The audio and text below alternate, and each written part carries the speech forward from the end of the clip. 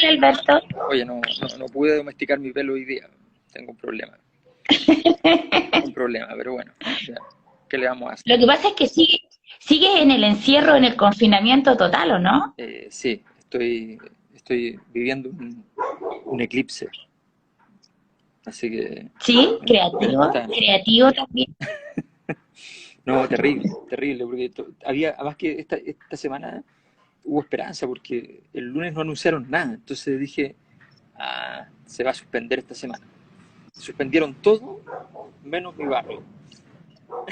Excepto tu lado de la ciudad. No, ojalá al lado de la ciudad, eso es optimista. Mi mitad de la comuna, o sea, esas cosas raras de que... Sí, po. Y todas las otras comunas que entraron eran nuevas, y todas las que partieron no están. Entonces, como la gente se burla a distancia. Bueno, pero estamos contigo. Oye, Alberto, bueno, hoy día te quisimos invitar, hoy día es 22 de abril. Se supone que, o Google indica que fue hoy el día en que murió el autor, que vamos a revisar hoy día. Yo estaba comentando que cada idioma, lo que es Dante y su Divina Comedia para Italia o los dramas de Shakespeare para la Inglaterra, para nosotros es El Quijote de la Mancha y Miguel de Cervantes y Saavedra. Que yo pienso que es un mito urbano, ¿o no? Esto de que mañana se celebra el Día del Libro porque se murió Shakespeare y Cervantes.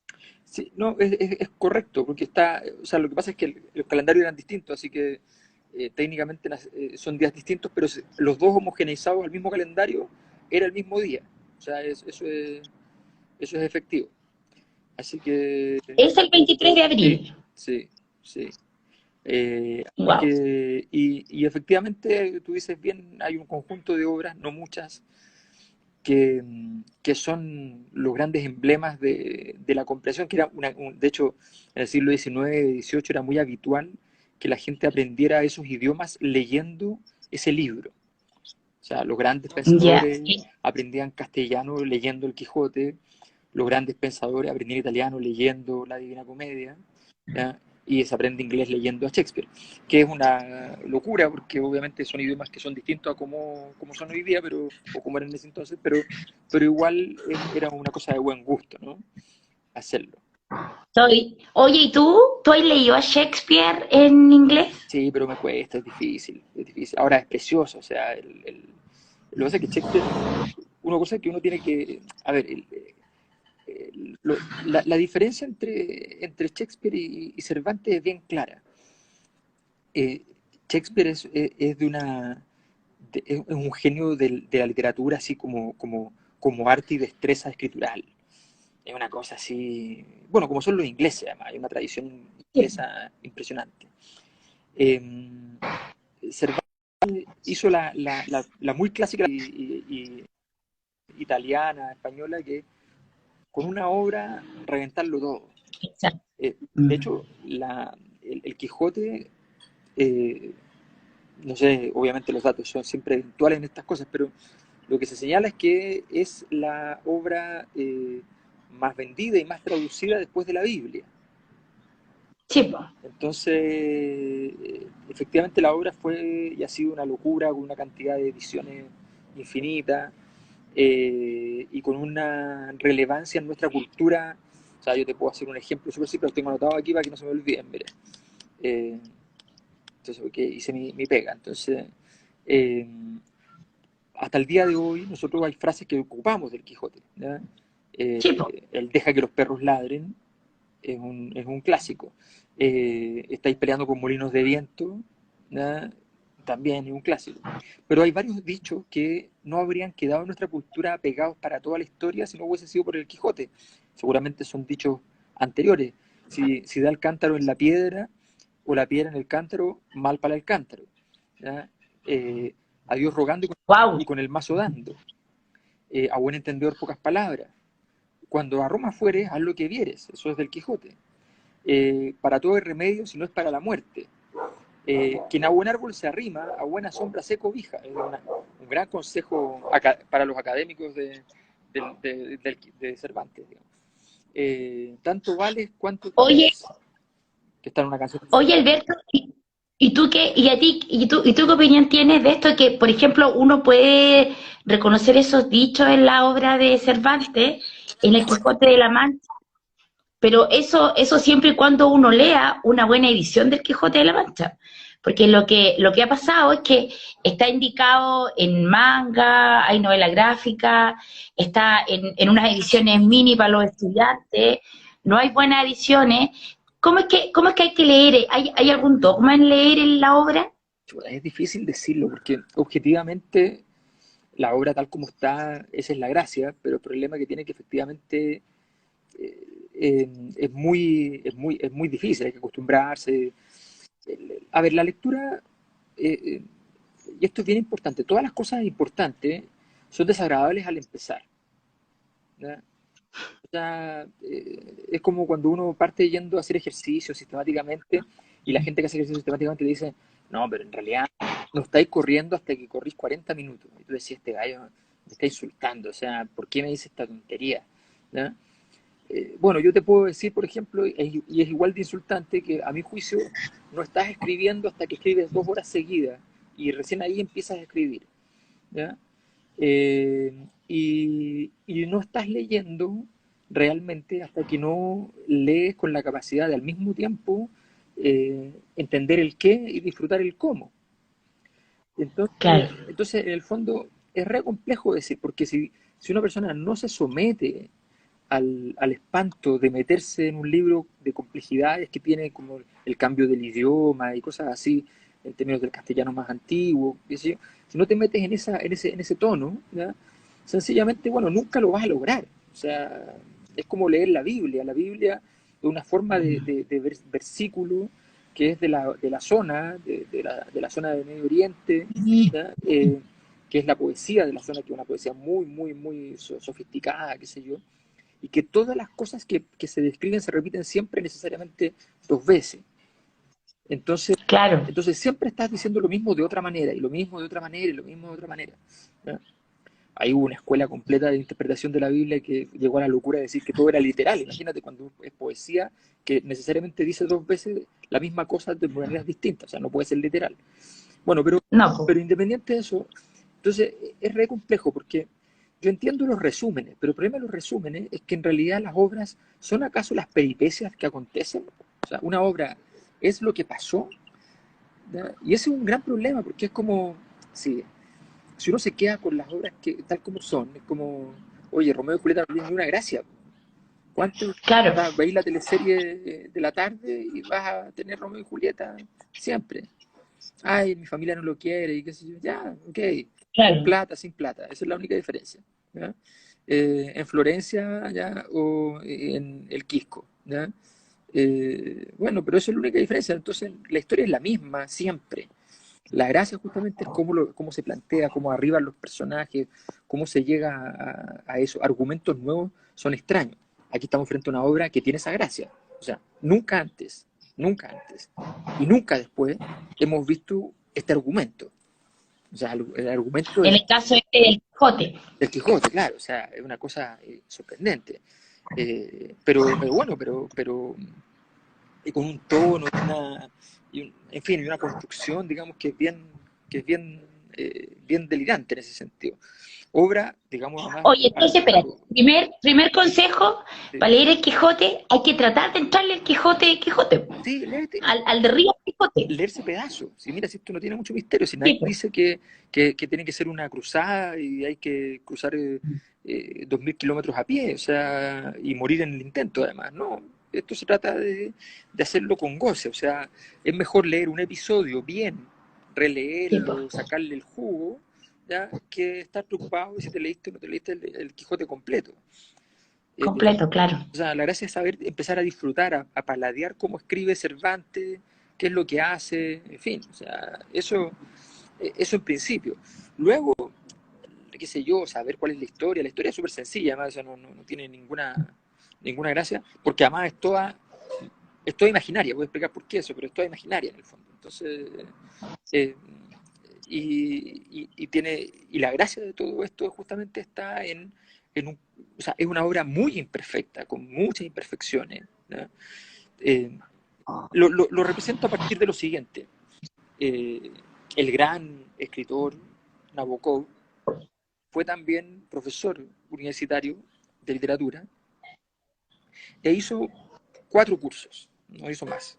4 cursos, me refiero a los cursos como se hacen en ciertas universidades donde estás obligado a construir un curso en un sentido así, es como hacer una tesis en el fondo. ¿Ya? Hacer una tesis y luego pasas la tesis en el curso. Que se ve súper serio, pero si un alumno chileno universitario recibiera ese curso estaría indignado porque normalmente lo que se hace en el curso es que se lee el texto, ¿ya? Y tienes que explicar. Oye, disculpa, nota al pie, tú vayas a hacer eso ahora en tu seminario, ¿no? En tu seminario del Padrino Online, vaya a pasar tu tesis doctoral. No, sí, pero voy a explicarla, no voy a hacer una. Lo que pasa es que me explico, o sea, cuando tú haces la tesis para estos cursos en la Escuela de Altos Estudios de París o en universidades, o en ciertas universidades norteamericanas, no en todas, no existe esta cosa bien latina que tenemos nosotros los profes en Latinoamérica de que entramos así, tenemos unos papeles ahí, o no tenemos ningún papel ya, súper bacán, y hacemos la clase. No, es más parecido a la escuela germana en la cual tú te sientas y lees el documento. Sí. Y esa es la clase. De hecho, por eso en muchas tradiciones a los profesores, hasta que no son catedráticos, se les llama lectores. ¿Ya? Porque leen las clases. Entonces, bueno, pero eso es lo que, entonces, Nabokov tiene armado un curso completo, ¿ya? Escritito, bien, curso de 500 páginas, digamos. Bueno, y él tiene 4 cursos: literatura europea, literatura rusa, ¿ya? Eh, literatura, no me acuerdo el tercero, y el cuarto es solo sobre el Quijote. Entonces es interesante porque él, la crítica que le hace al Quijote, de hecho en España generó mucho revuelo eso, la crítica que le hace al Quijote es bien dura. O sea, dice que es una obra muy imperfecta desde el punto de vista literario, narrativo, ¿ya? Pero es la única obra que él hace exclusiva. O sea, Claro. entonces es una paradoja porque están las dos cosas en juego. Así que bueno, pero mira, yo quería comentar una cosa que también me pareció interesante porque hice una pequeña investigación, ¿ya? Traté de entender, porque nunca había hecho ese ejercicio, ¿ah? Debo reconocerlo, de entender un poco cómo se relaciona esta historia con la época de Cervantes. Primero les cuento brevemente la historia del Quijote para entrar en materia, digamos. Es la historia de Alonso Quijano, ¿ya? Un hidalgo pobre, manchego, la Mancha es una zona pobre, ¿ya? Sí. Si ustedes han visto, por ejemplo, la última película de Almodóvar, que es la autobiográfica, vemos dónde él nace, dónde vivía, una zona pobrísima, que de tanto leer novelas de caballería se enloquece y entonces se transforma, estamos muy, mucho después de la época de los caballeros, ¿ya? Y él entonces se Sí, convierte pues en... la obra se publica en 1605. Exacto, Se supone que él la empieza a escribir a fines del siglo XVI. exactamente. Se, Sí, se supone que la empieza a escribir estando preso por segunda vez, que ya hablaré de eso. exacto. Eh, y se nombra a sí mismo él como Don Quijote de la Mancha, una modificación entonces de Quijano, ¿ya? Por Quijote. Eh, Sus intenciones son varias. Una es, como buen noble que él se siente, apoyar a los pobres y los desvalidos. También está interesado en una cosa más pedestre, pero no menor, que de hecho es lo más importante, ¿ya? Que tiene que lograr el amor de Dulcinea, De una mujer. de una Mm. mujer que no existe, ¿ya? Tenemos el primer elemento interesante, o sea, Él renombra, él renombra, porque además todo está renombrado en la. claro, Él renombra todo en relación a esta tradición de las novelas caballerescas, del Cid, ¿cierto? claro.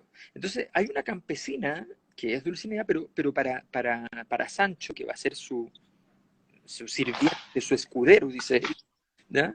Para Sancho, que va a ser su escudero, Sancho tiene clarísimo que en realidad no existe, porque naturalmente la campesina llamada Aldonza Lorenzo, ¿ya? No es evidentemente Dulcinea, ni aunque le cambies el nombre, o sea, no cumple ninguno de los requisitos que Claro. supuestamente tiene esta mujer imaginaria. Y además que Sancho empieza a descubrir que si tú le dices a Don Quijote que la que vaya caminando es Dulcinea, entonces es Dulcinea, se acabó el problema. ¿Ya? Hay un capítulo muy lindo de aquello, cuando esta cosa la carta, que Sancho nunca Sí, le entregó la carta. sí, Entonces, pues, cuando van a buscarla, vienen tres aldeanas nomás, claro. no sé, algo Y así, él se tienen da un cuenta oficio, y Sancho y él le dice, dice, pero mira, ahí ahí viene, está Dulcinea. ahí viene Dulcinea con sus sirvientas, le dice. Y Sancho, Claro, Sancho apostando a que como él llega y va a hacer puras versificaciones, las campesinas van a considerarlo agradable y van a conversar un rato con él. Pero él sí. empieza a hablar y ellas se asustan y salen corriendo. Así que fue una tragedia la situación. Pero efectivamente, Sancho entiende que esto le va a pasar 1000 veces, o sea, que no hay problema. Bueno, entonces Sancho se Y convierte. además que yo creo que después lo podríais tocar porque igual hay un devenir, ¿ah? Después Sancho igual empieza como a confundir Pues, sí, la pues, ficción con la realidad, pues. es que para allá vamos, efectivamente. Es la segunda parte del libro que también es bien famosa, la división en el fondo de la obra, entre comillas, pasando de la parodia al surrealismo, digamos así. ¿Ya? O sea, porque esto es una parodia, una sátira, pero que tiene elementos así como que tú dices, ya, pero igual está hablando un poquito en serio. Entonces, esa es la complejidad de la obra, esa es la fascinación de esta obra, que efectivamente la imperfección que tiene mucho sentido en varios aspectos. Eh, bueno, eh, Don Quijote va a ser un camino, ¿ya? En, Nabokov hizo el siguiente ejercicio que me parece súper interesante, inútil pero interesante. Eh, Nabokov agarró el mapa de España y se puso a hacer el camino de Don Quijote y descubrió que el camino no existía. O sea que en realidad Miguel de Cervantes, que conocía España perfectamente entera, ¿ya? Porque era un tipo que las había pasado todas y había estado en todas partes, ¿ya? Eh, él no le importó nunca, o sea, lo que le interesaba era que ahora, o sea, ahí está el sentido narrativo, o sea, a mí me interesa que ahora tiene que llegar, voy a ponerlo en el caso chileno, digamos, no va a pasar por Concepción y se va a ir de Santiago a Chiloé y no va a pasar por Temuco, no va a pasar por Valdivia, se va a ir a Chiloé y después va a llegar a Antofagasta. ¿Ya? Claro. Y en ningún momento decimos que el tipo se dio ninguna vuelta, que se tuvo que devolver muchos kilómetros, nada. Sencillamente es como si estuvieran en línea, porque le interesa el devenir dramático que significa el chilote, el antofagastino después del chilote. ¿Ya? Entonces, ahí hay una cosa que ya, ese arbitrio, ¿ya? Que es una genialidad en ese sentido. Eh, bueno, el Don Quijote hace todo este camino donde ve los gigantes, donde se, se pone un yelmo que son una basinica, y donde tiene peleas, tiene luchas, donde es capturado por un cura, imagínense lo que significa decir en esa época que está capturado por un cura, eh, llevado en una jaula a su casa, eh, para ayudar a una supuesta princesa que inventaron ahí para poder sacarlo de ahí, porque Sancho en el fondo sabía que con ese era el mecanismo. Eh, entonces, y hay una muy, muy importante, que es una de las aventuras más famosas, que es la ensoñación que tiene en la cueva de Montesinos Don Quijote, donde sueña mil maravillas, eh, y la derrota ante el Caballero de la Blanca Luna, donde momento en el cual él decide retirarse, y en el fondo más o menos adquiere nuevamente su cordura, y allí, estando ya en su casa, él fallece, lo que no tiene, le quita toda heroicidad en el fondo a la historia. Bueno, dicho esto, esta Además, obra es, recupera la cordura antes de morir, pues. sí, pues, sí, pues, sí, pues. Es interesante porque además, claro, recupera la cordura antes de morir, eh, o muere al recuperar la cordura, que son dos formas de decirlo también. Entonces, bueno, pero la época es muy importante porque es una época transicional clave. 1605, bueno, y lo anterior que tuvo que vivir Miguel de Cervantes, eh, es una época muy convulsa. 1520, recordemos, más o menos empiezan los devenires de la protesta, del protestantismo, ¿ya? Y entonces una fuerte Sí. presión en contra de la iglesia católica y por tanto de España, o sea, naturalmente. España e Italia bien presionadas en ese sentido por el surgimiento del protestantismo. Más el Imperio Otomano, agarrando mucha fuerza, ¿ya? Siendo un gran punto de referencia, pero además militarmente osado, agresivo, más España enredada en la conquista y control de América, ¿ya? Estamos hablando del siglo de despliegue, o sea, tenías que ir conquistando, fundando ciudades, Santiago 1542, creo, una cosa así, ¿ya? México 30 años antes, o sea, estás hablando estás en operación, digamos. Es bien complejo. Y esa operación muy dañada porque los ingleses tenían un modelo de negocio más simple, y es que no tenían que conquistar a nadie, sino que le robaban los barcos a los españoles, con todo lo que sacaban de acá. Entonces, gran parte de la fortuna inglesa, eso hay que decirlo, y parte de la holandesa, proviene de ese noble deporte que es la piratería de Estado, ¿ya? No la piratería de piratas, la piratería de Estado, que incluso conduce a una guerra entre España, en esta misma época, en la época de Cervantes, entre España e Inglaterra, porque España toma la decisión de que tiene que bajar a la reina de entonces para poner otra reina que sea católica. ¿Ya? Entonces, o sea, era una época del terror. Entonces, eh, estamos en presencia de una... estamos, estamos en el mandato de Felipe II acaba de morir, o sea, estamos a 2 generaciones de Carlos V, el más grande emperador del imperio eh, español, y no solo español, digamos, alemán también. Entonces es una cosa impresionante. Eh, y además es una época, como una época de crisis, eh, está lleno de recursos para que la gente salga de eso.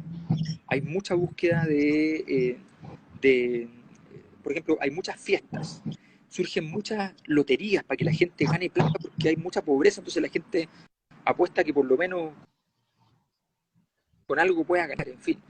Eh, Está la presión de los otomanos, de los turcos, recuerda un poco los conflictos con los moros, entonces están ahí muy presentes culturalmente ese tipo de contenido.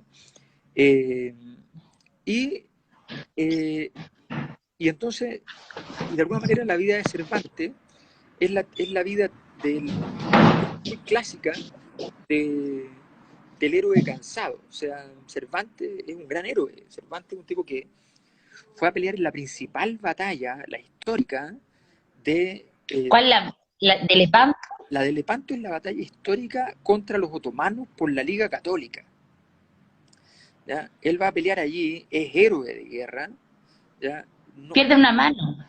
no pierde la mano, le queda inmovilizada, pierde los nervios, tiene una lesión grande y pierde los nervios de la mano, pero él podía mover la mano, o sea, no podía mover la mano, pero tenía mano, digamos, ¿ya?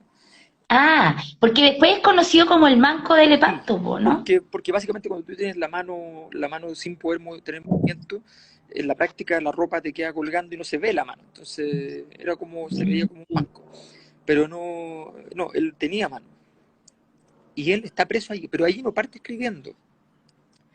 Él, la forma en que él logra salir de ese presidio es enorme, porque él queda capturado junto a su hermano. Eh, Se pide rescate, ¿ya? Un rescate bastante caro. Lo mandan a rescatar, su madre logra conseguir plata para el rescate de uno, y Miguel deja que se vaya su hermano Rodrigo, ¿ya? Porque Miguel de Cervantes era así un héroe, o sea, lo torturaron, le hicieron de todo, él jamás dio un nombre, jamás entregó a nadie, qué sé yo, una cosa así, un héroe, superhéroe, ¿ya? Militarmente hablando. Y tiene varias hazañas, o sea, no era broma en absoluto. Y, y en ese sentido, él sigue preso varios años más, hasta que finalmente llega una orden religiosa que se dedicaba, que nace en esa época, no duró después, que se dedicaba a ir por las zonas donde estaban los católicos presos que habían luchado en Guerra Santa y los iban liberando. Conseguían la plata, pagaban la plata, qué sé yo, y los liberaban, ¿ya? Y él, liberado de esa manera, llega a España y se consigue un empleo en el sur de España, y se va a trabajar al sur de cobrador de impuestos.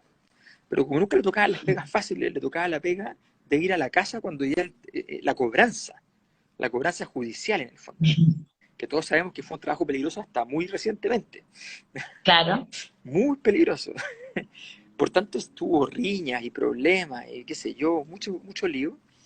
Y finalmente, en tanto cobrador de impuestos, se mete en un lío, lo meten preso de nuevo, ¿ya? Y preso allí, él entonces empieza a escribir el Quijote. Eso es lo que...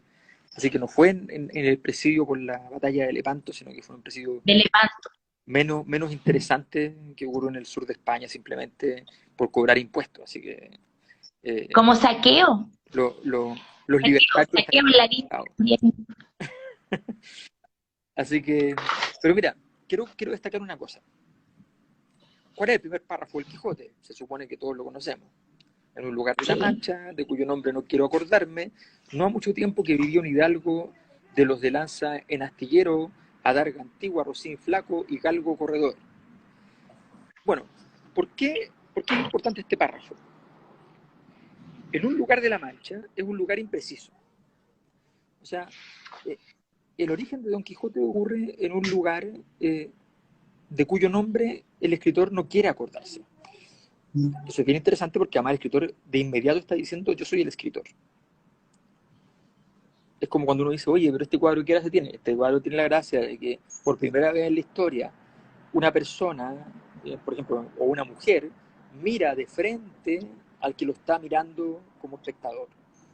Ah, eso es importante, claro que es importante. Y aquí tenemos un caso donde alguien explicita el rol del narrador sin saber, sin que quede claro quién es.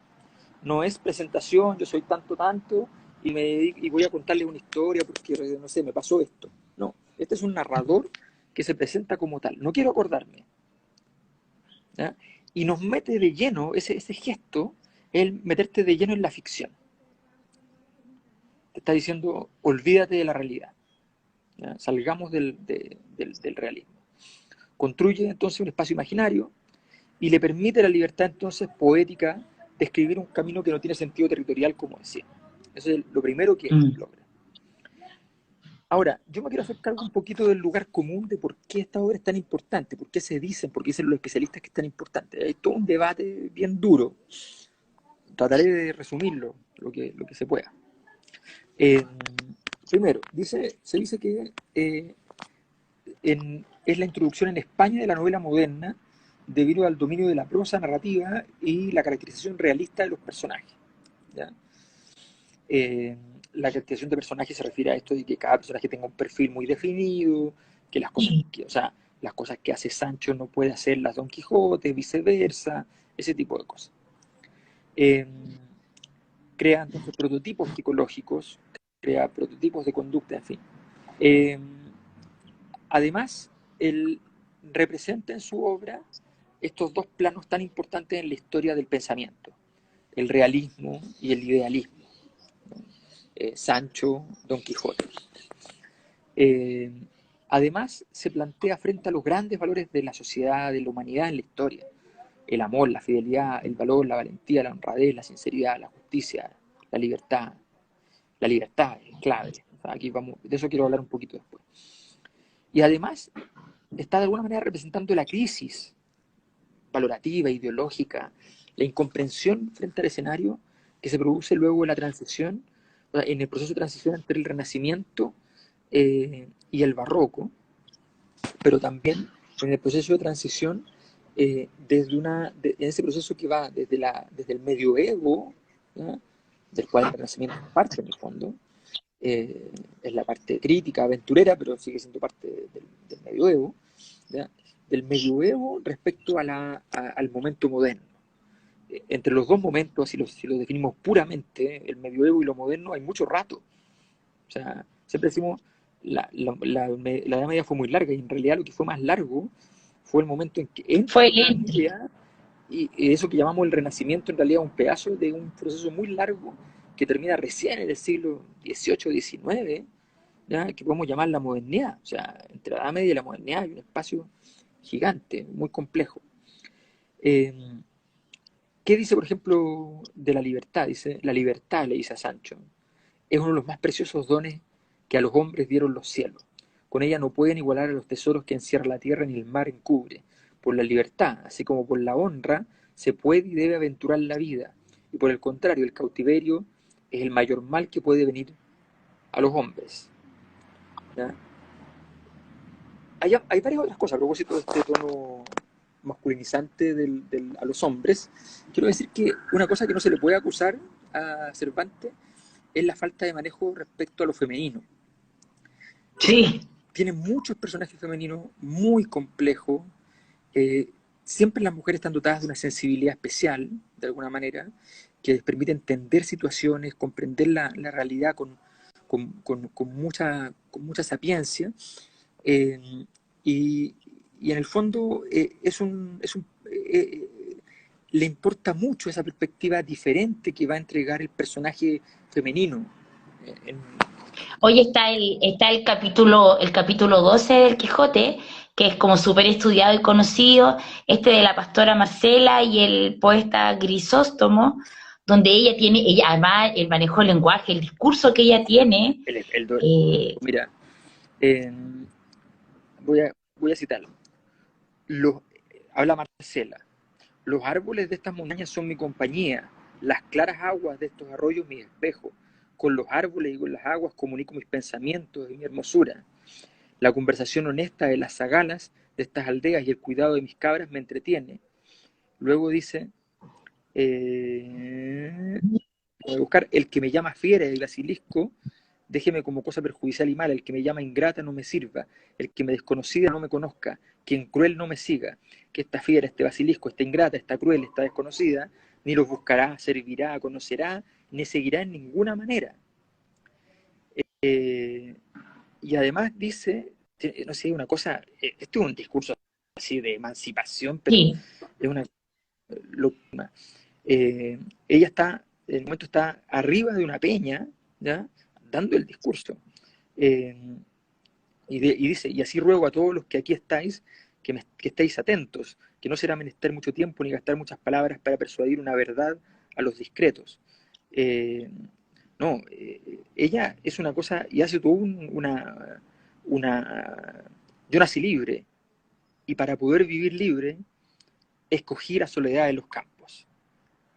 los árboles de estas montañas. Oye, contarle un poco a la gente que en este capítulo se trata de bueno, se supone que se imponen Sancho y el Quijote de esta historia, en donde hay un pastor, no, hay un poeta que se llama Grisóstomo, que se ha quitado la vida. Entonces va todo el pueblo y se ha quitado la vida por amor a esta pastora Marcela, que es una tipa, no me acuerdo si noble o muy adinerada, que lo ha dejado todo y y se ha dedicado al pastoreo. Entonces Grisóstomo se apareció colgado para todo el pueblo y lanzan un discurso en contra de cómo Marcela es la culpable de la muerte de Grisóstomo. Y ahí La ella bruja, aparece, la vieja bruja, ¿ah? la típica bruja en el fondo. La Claro, culpa y de la ahí muerte. ella aparece con un discurso que es muy hermoso y que después uno ve en la literatura, se forma como una especie de tradición, lo retoma la María Luisa Bulbar y la Brunet, que es esto de, o sea, ella aparece y dice un discurso maravilloso, y en el fondo es, ¿qué me obliga a que yo ame a este otro que me ama? Exacto, No, es que exacto, era muy bueno, pero sí, ámame, pero yo no genera, tu amor no me genera ninguna obligación. exacto. Sí, No, sí, full, ¿ah? pensemos lo que significa decir eso. Es bien interesante porque Cervantes es un católico, recalcitrante. Él va por iniciativa propia a la batalla de Lepanto. No es que lo llaman, está obligado. No, él va como era la cosa noble. Así, ¿no? Yo voy para defender el imperio católico, en el fondo.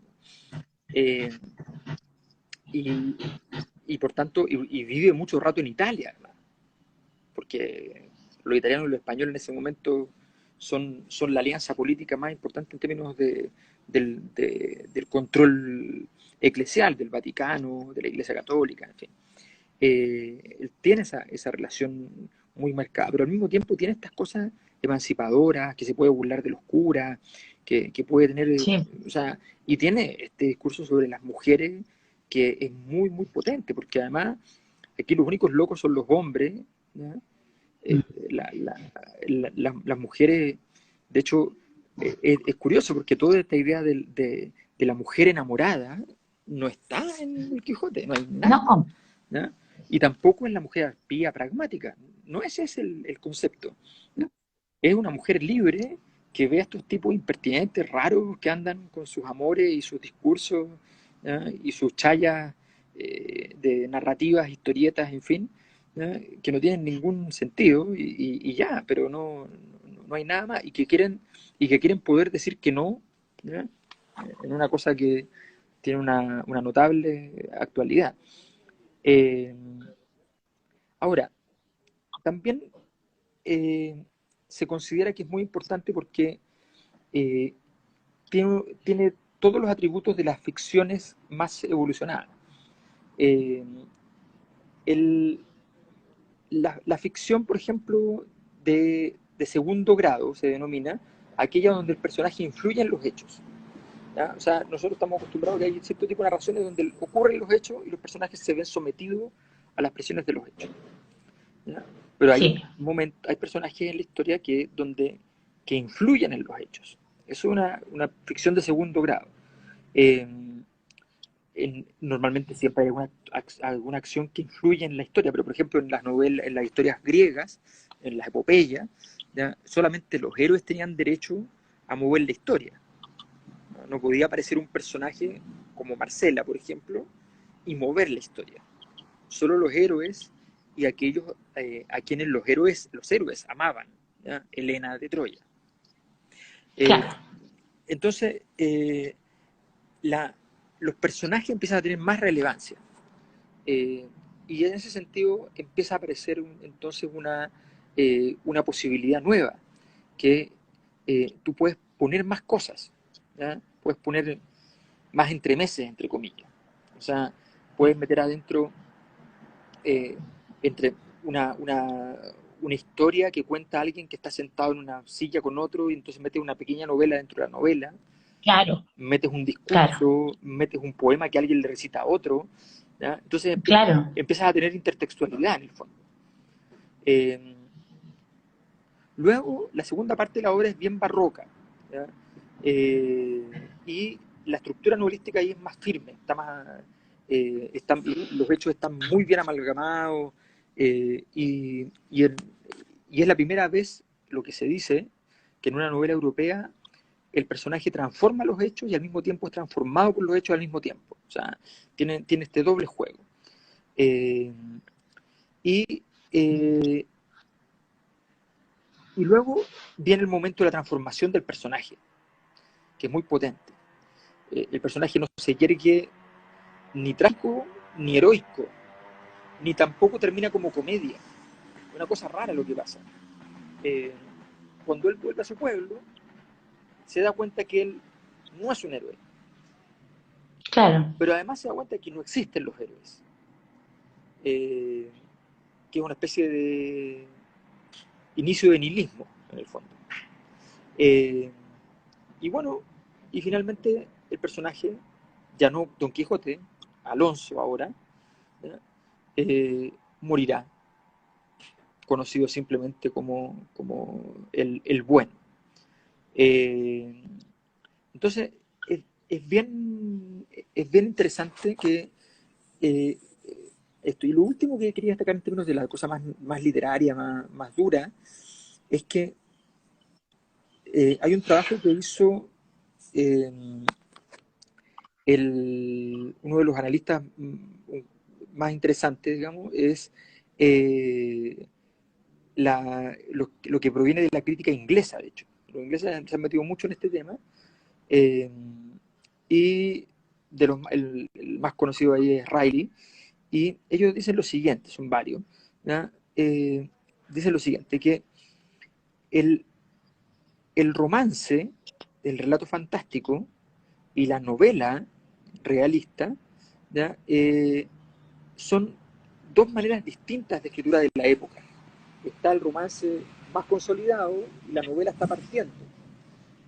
Cervantes, si uno mira sus obras, dicen estos analistas, eh, la Galatea, el Quijote, los trabajos de Persíles, Sigismunda, en fin, varios textos cortos, está siempre a mitad de camino, o sea, no está a mitad de camino, sino que se mueve en cada una en direcciones opuestas. Y no hay una evolución, o sea, después de escribir el Quijote, que tiene este final más realista, vuelve a los romances. Entonces, de alguna manera, nunca se define en qué lugar va a estar. Siempre tiene esta oscilación escritural. eh, y en ese sentido hay un pequeño juego. El que tenía una obsesión con Cervantes también era Borges, ¿ya?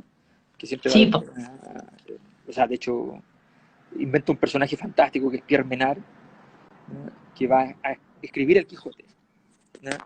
O sea, Pierre Menard es como si hoy día una persona, que es una especie de quijotada, por supuesto, ¿ya? Quisiera lograr escribir el Quijote como si estuviera en 1605, como si no hubiese leído el Quijote, ¿ya? Pero estando ahora, pero que la historia sea la historia del Quijote. Entonces, bueno, una locura, es imposible. Pero oye, pero además lo entiende muy bien todo, bueno, Borges lo entiende todo. Por esta cosa, cuando Borges dice eso de el lenguaje es un sistema de citas y está en este continuo, claro, eh, claro, que en definitiva todo siempre termina siendo lo mismo. exactamente. Y bueno, porque además, claro, tiene esa concepción de que la reunión infinita de todas las citas del universo es una tarea que te puede propiciar un gran desarrollo en términos literarios. Por supuesto, está lleno de gente que maneja. De hecho, existe esa pega, ¿eh? No sé si sabían, pero hay escritores que fracasaron, ¿ya? Que se dedican a recolectar citas. Y los escritores que no han fracasado, que no tienen tiempo para esas pelotudeces, ¿ya? Los contratan y les compran, mándame 200 citas buenas, Oh, ¿ya? pues yo podría hacer eso, Alberto. Vi tu cara, lo vi en tu Pero cara, muéveme, lo vi en tu cara. pero muéveme. El Yo mer- podría ser colectora de citas. es que el mercado en Chile no da, si el mercado en Chile la realidad es más rasca. La, Sí, la primera, es más vulgar, la, la es primera, más vulgar como diría la fascista. la primera premisa del realismo es esa, la realidad es más rasca. Entonces, bueno, pero lo que decía Borges es que Cervantes amaba lo sobrenatural. El Quijote es menos un antídoto de esas ficciones que una secreta despedida nostálgica respecto a las ficciones de las caballerías, en el fondo. Entonces Borges le da una visión distinta. Entonces, como vemos, no es una obra clasificable. Uno dice, hay algunos que lo ven como más realismo, otros que lo ven en realidad... eh, los españoles aceptaron la tesis del inicio del modernismo, ¿ya? Y su operación tuvo éxito en términos de instalación. Pero es más complejo el Quijote. No es falso eso, tampoco es verdad. Oye, Alberto, ¿cuál es la influencia, pero de verdad, que tiene en la lengua? Más allá de, porque ponte tú los tipos estos, ya hacen su estudio, la gente así muy que sabe de las cosas como tú, hace su estudio y dicen, y ya, que en definitiva igual la cuestión debe ser un negocio. Debe ser como el negocio después muchos terminan en la RAE, como Pérez Reverte, bueno. Pero en términos así como de la lengua, ¿cuál es el aporte real que hace? A mí pero yo no entiendo, yo no tengo formación académica, entonces a mí, por ejemplo, me encanta eso, esa intertextualidad, y entre medio sale una tremenda carta de amor a la Dulcinea, la historia de Marcela, pero ¿cuál es de verdad? ¿Cambia el lenguaje? Ponte tú. A ver, hay todo un debate ahí. Durante muchos años se consideraba que todo aquello que afectara el castellano del Quijote, de Cervantes, ¿ya? Era como impuro. Mm. Que, mira, yo soy un defensor de la RAE, voy a decirlo al tiro, para aclararle a toda la gente que cree que soy progresista, de muchas dimensiones, que soy muy revolucionario. No lo eres. ¿A No lo poco eres, eres un hielo del lenguaje. me he tomado foto en la puerta de la radio? ¿Ya? Ah, Limpia, purifica y da esplendor. Ese es su lema. ¿Ya? Eh, entiendo que también la RAE hizo muchas estupideces, como por ejemplo que durante mucho tiempo, así como que cualquier cosa que violentaba el castellano de Cervantes era pecaminosa. El castellano de Cervantes tenía de todo, tenía desde cultismo hasta palabras inventadas, traídas No olvidemos que él vivió en Nápoles se habla napoletano, no se habla italiano. Son idiomas que están muy cruzados en todo el Mediterráneo. Entonces hay mucho barbarismo, muchas frases traídas de otro lado que se empieza a utilizar. Las palabras, bueno, la cantidad de palabras en castellano que vienen del mundo árabe, ¿ya? Alcoba, almohada, en fin, o sea, está lleno. Entonces, todas esas cosas todo ese esfuerzo de control es absurdo, pero al mismo tiempo me parece del todo razonable entender que hay un esfuerzo absurdo, pero me parece por lo mismo más interesante, de una institución absurda, y me parece por lo mismo fascinante, ¿ya? Que vaya a intentar decir, ¿sabe qué? Sí, pero, pero no innove tanto porque me vuelve loco. ¿Ya? Que no es una, que no te desinvita a innovar, porque en la práctica ocurre lo contrario. Esto está súper investigado en lingüística, o sea, los idiomas cambian por distancia, ¿ya? Y por tiempo. O sea, si yo me alejo varios kilómetros de un lugar, entonces la distancia, los 500 kilómetros, los 1000 kilómetros van a cambiar ese idioma más rápido que aquellos que están más cerca del lugar de origen de ese idioma. Y el tiempo también, por el tiempo, a medida que pasa el tiempo, por ejemplo, todos los sonidos que son F, los sonidos que son F tienden en el tiempo a perder sonoridad, se hacen más blandos. Y al hacerse más blando, se suelen convertir en H, de formica a hormiga. ¿Ya? La C termina siendo G, la T termina siendo D. O sea, esas cosas se saben. ¿Ya? qué lindo. Entonces, la evolución de los idiomas tiene ciertas reglas y las evoluciones de los idiomas latinos también, por supuesto. Entonces, el rumano, por distancia, ¿ya? Y el italiano tienen ciertos parecidos mayores con, por ejemplo, el latín. ¿Ya? Que nosotros, sobre todo en América Latina, qué sé yo, que empezamos a perder ciertos sonidos incluso. O sea, hay sonidos que los dejamos de lado, en fin. Eh, no tiene ningún sentido que sigamos usando la C y la S para el mismo sonido.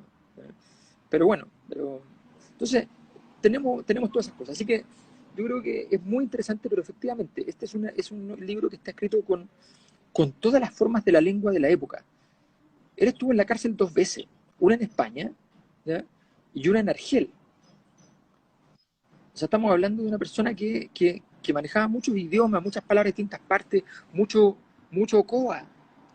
¿Ya? Por lo tanto, muchas de esas palabras que la RAE defendió porque eran las puras, eran coa, eran idioma carcelario. Y por otro lado, también hay muchas palabras que él viene a reivindicar, que son palabras antiguas.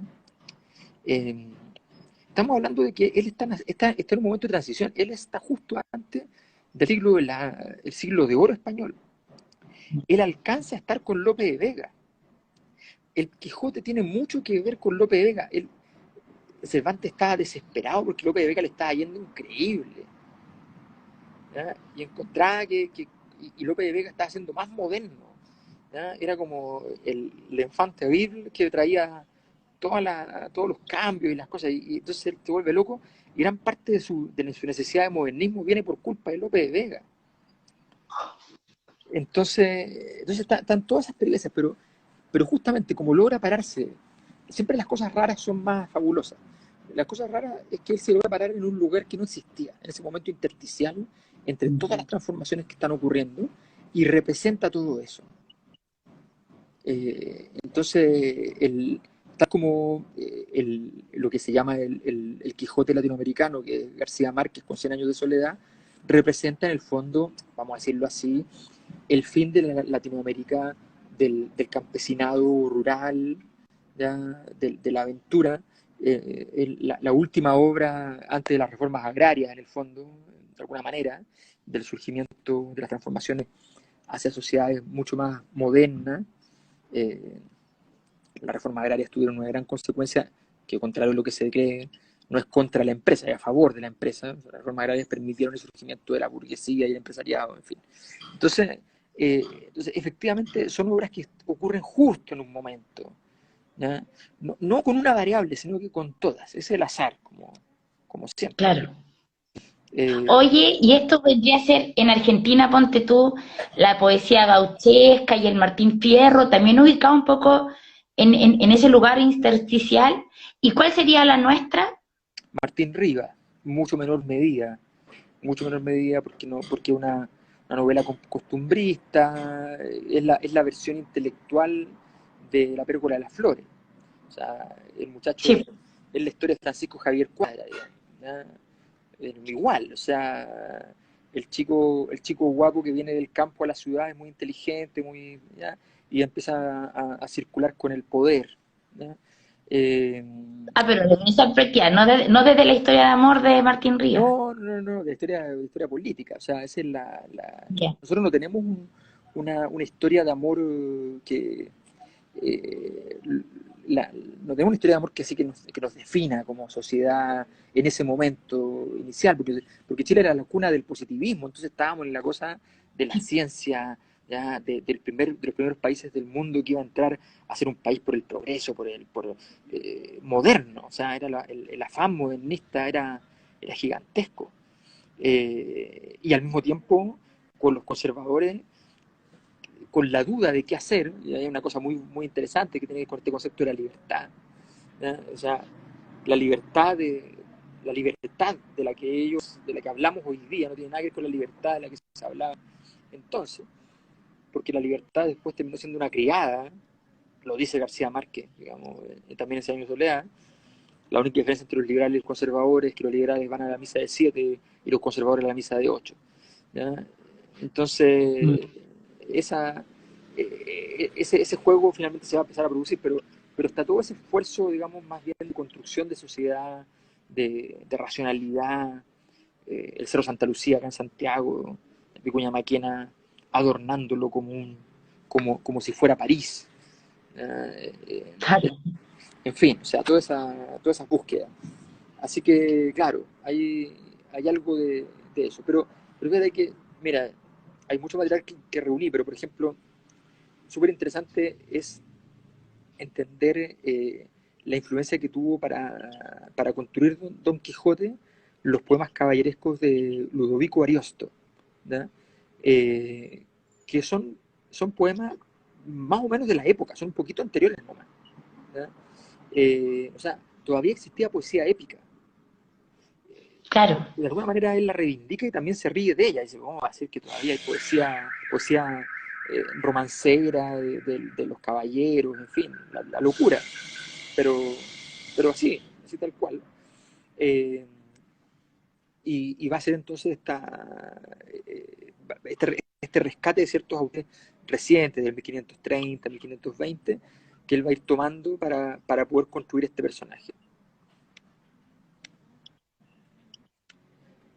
Estoy buscando una cosa más para ir Sí. cerrando, y creo eh, que encontré tanta cosa interesante Oye, que tú pensáis que finalmente termina siendo una novela que, como Vargas Llosa dijo eso, que finalmente termina rompiendo todas las fronteras, que va contra todo, a contrapelo de todo?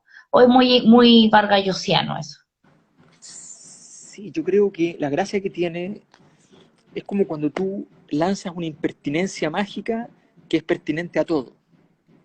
O sea, el Don Quijote es una metáfora del todo para el efecto del mundo latino. Si tú, o sea, Don Quijote tiene mucho italiano también. O sea, o sea, Cristóbal Colón es italiano, ¿ya? Eh, y quien le financia la empresa son los españoles. La empresa es absurda, ¿ya? O sea, En fin, o sea, son esas cosas que tú dices, bueno, solo pueden pasar en el mundo latino. ¿Ya? Entonces, los italianos transforman, hacen de su plato esencial, proviene de un aprendizaje hecho eh, por haber traído las cosas desde Oriente, desde China. Traen la pasta. ¿Ya? Bueno, inventan la pasta a partir de lo que traen, en el fondo, ¿ya? Que son unos tallarines que son tallarines chinos. ¿Ya? Entonces ellos inventan, o sea, esa cosa así como demencial del mundo latino, ¿ya?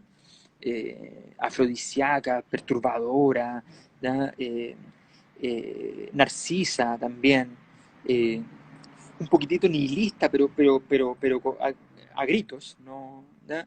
Eh, todo eso son situaciones que tú dices, bueno, son parte de lo que hay. Entonces, claro, hablar de una de romper todas las estructuras, a mí no me cuadra porque en el fondo no hay un esfuerzo revolucionario aquí. Lo que hay, No, pues.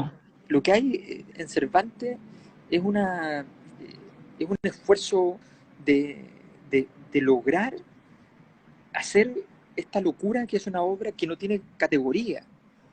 Es una parodia y no es una parodia, y es realista y no es realista, es burlesca y es seria, no es tragedia, no es comedia.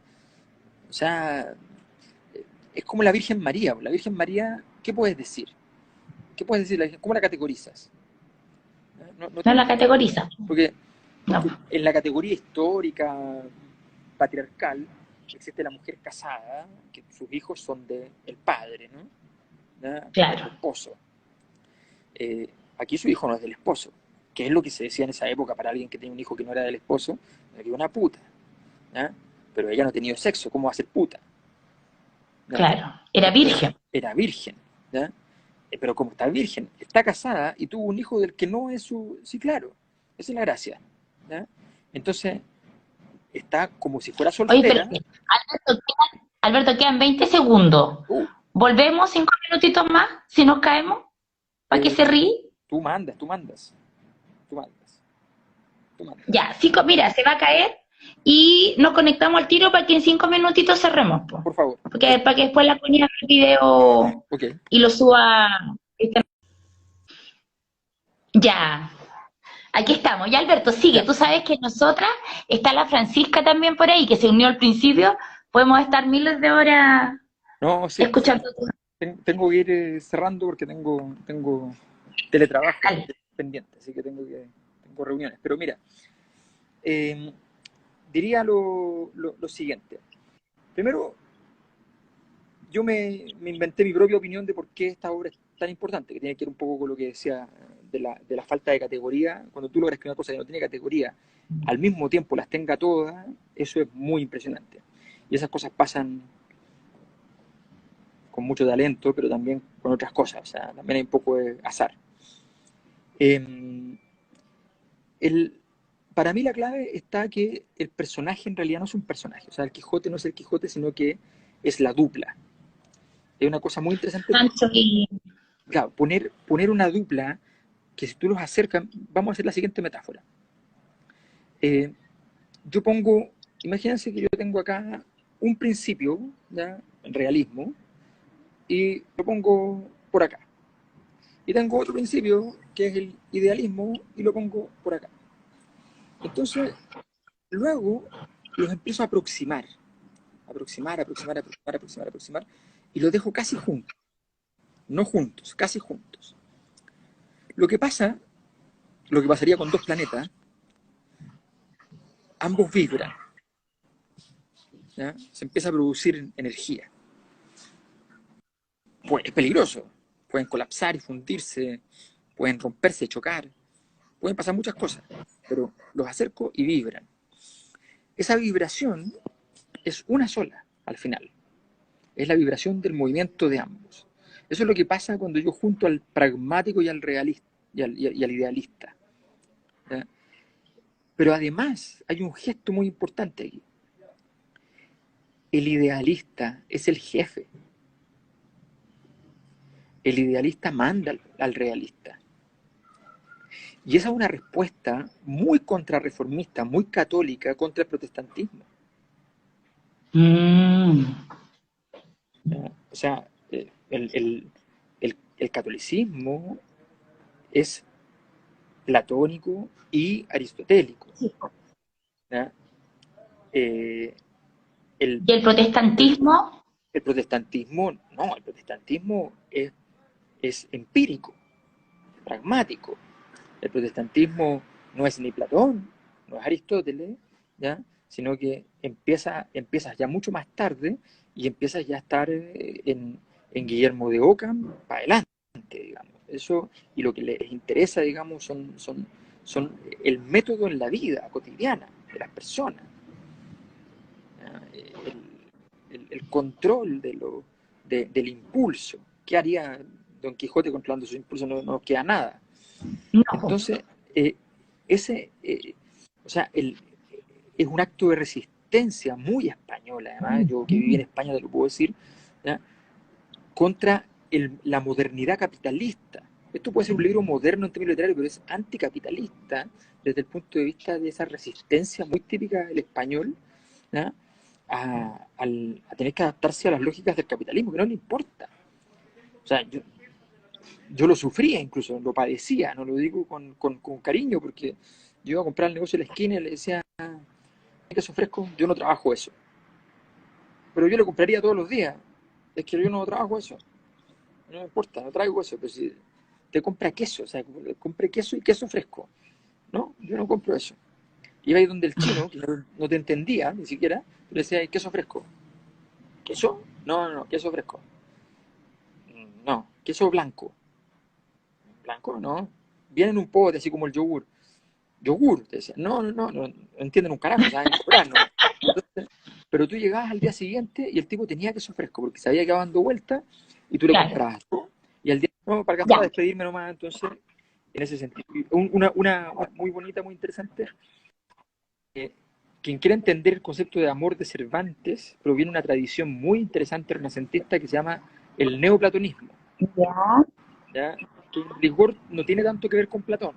Se llama neoplatonismo porque proviene de un libro de Platón que hay debates si lo escribió realmente Platón o no, eh, pero, pero es muy interesante ese concepto porque tiene que ver con la magia en el Renacimiento, tiene que ver con un conjunto de elementos muy italiano también. Eso, ¿se acuerdan en El Padrino cuando Michael cae, dice, rendido por el rayo, ¿ya? De la muchacha? Bueno, es esa idea neoplatónica del amor como una especie de padecimiento, un rayo que te fulmina. Así que pueden ahí también Oye, investigar. Muchas gracias, la Marcelo. toma Puzzo, ¿en cuál? En Michael ¿Qué con cosa? Polonia. Ah, con Apolonia, sí.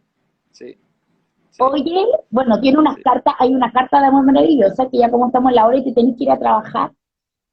Pero como siempre te queremos agradecer, Alberto, eres nuestro podcast viviente. Que siempre está con nosotros para que la gente sepa que este pequeño proyecto que es Caminos del Espejo ha contado con tu asesoría y colaboración. Mañana vamos a terminar el ciclo con la Diana Leití a las 4 de la tarde, revisando el Hamlet de Shakespeare. Y bueno, y luego iremos siguiendo acompañándolo. ¿Alguna cosita más al respecto? Bueno, No, Roland Barthes decía que no una, había nada una, más del lenguaje, que me encantó como sí, el camino que leí. no, no, solo protestar porque como yo no tengo un teléfono eh, que funcione, digamos, bien, entonces no puedo hacerlo desde mi Instagram, que lo creé para esto, pero no puedo, porque Instagram pide esta cosa absurda de que uno tenga que hacerlo sí o sí desde un teléfono. Entonces, tuve que hacerlo le doy gracias a mi esposa que me prestó su teléfono y su Instagram para poder Además, transmitir. cariño a la Así Claudia y a los que niños. eso, Oye, pero mira, sí, volveremos desde Zoom, lo prometo. La Francisca va a ok, instalar un ok, programa y vamos a poder transmitir desde ok, Zoom para las otras plataformas y todo. Ya. ok, Como siempre has sido un perfecto. aliado, te queremos con el alma y te esperamos que alguna vez volvamos a vernos en Antofagasta. Sí, tantas cosas que parece que no volverán a ocurrir, que esperamos que ocurran. Ya, querido, un Adiós. abrazo. Chao, chao, chao. Besita.